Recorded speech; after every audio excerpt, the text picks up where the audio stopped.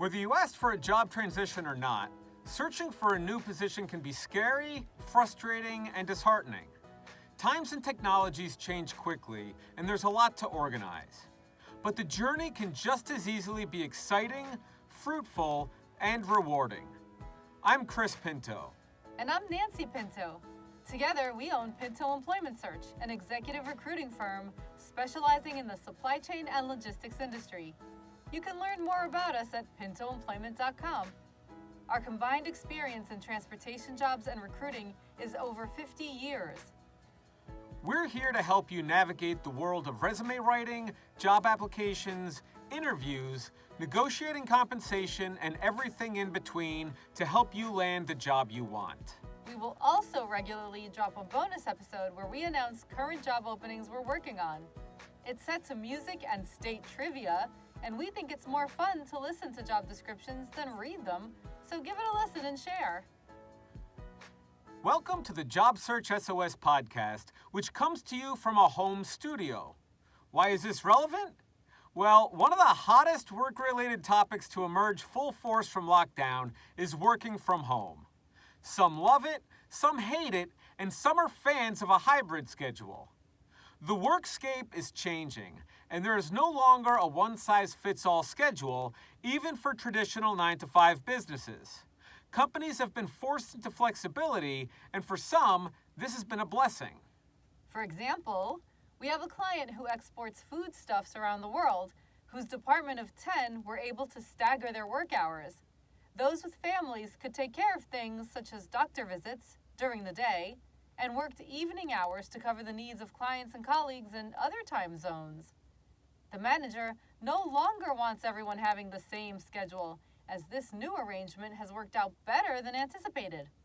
Companies have also been able to save money on office space, travel, and meetings. While some facets of business are best conducted face-to-face, a lot can be done virtually. Rotating skeleton crews also work well for smaller teams. And we all know the benefits for employees of working from home, although there are always exceptions. Among them, no commuting. Unless you cherish time alone in the car to listen to podcasts or audiobooks. Spending more time with family. Unless you hate them. Working alone on your couch in your pajamas. Unless you're an extrovert who enjoys getting dressed up, changing your scenery, and interacting with colleagues. Getting more done with less interruptions. Unless it's become harder to connect with people when you need something, since you can't just pop into someone's office. And scene. I'm sure you all get the picture. Like we said, there's no one-size-fits-all. In this new environment, colleagues at all levels have to communicate in order to balance the needs of employees, customers, and the business. This doesn't mean everyone can stomp their feet and make demands. Cooperation, compromise, and flexibility are going to be important. Businesses need to stay on top of procedures to minimize service and product disruptions to their clients. Not easy, we know, especially with the state of logistics right now. Employees will need to make sure work is getting done to prove they can be trusted to work unsupervised. We'd like to avoid the sentiment of one of our clients who terminated his working from home policy because his last employee neglected the working part. As with every relationship, openness and frequent communication about what is and isn't working is crucial if businesses are going to retain the best employees and keep their clients happy. And employees needn't be hostile or defensive.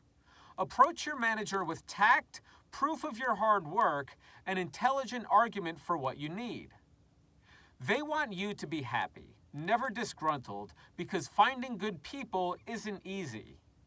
As recruiters, we're always trying to juggle the needs of our clients, the hiring companies, and the needs of our candidates. It behooves us all for both parties to be happy with the results of a negotiation, so we encourage as many questions as necessary before anyone makes a decision. Companies and candidates should give each other a chance to present what they each have to offer.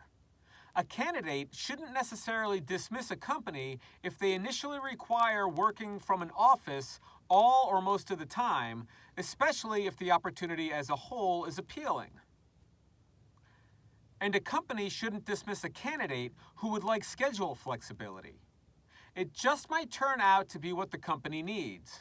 For example, as we stated before, to have a different time zone covered. Let the candidates share what they bring to the table. Only after both sides are fully informed should any hiring decisions be made. We're going to leave it at that for now. This topic has been covered ad nauseum over the past year and a half, but we would be remiss to not give our 2 cents. Let us know how you feel about working from home and the new business environment in general.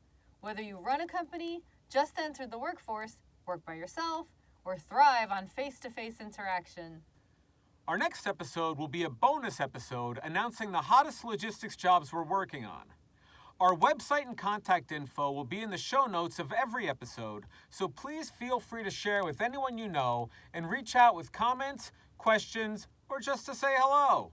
We would also like to thank and credit the following websites and all artists for use of their music and sound effects: Pixabay.com, freepd.com, FesleyanStudios.com, mixkit.co, freesound.org, and incompetech.com.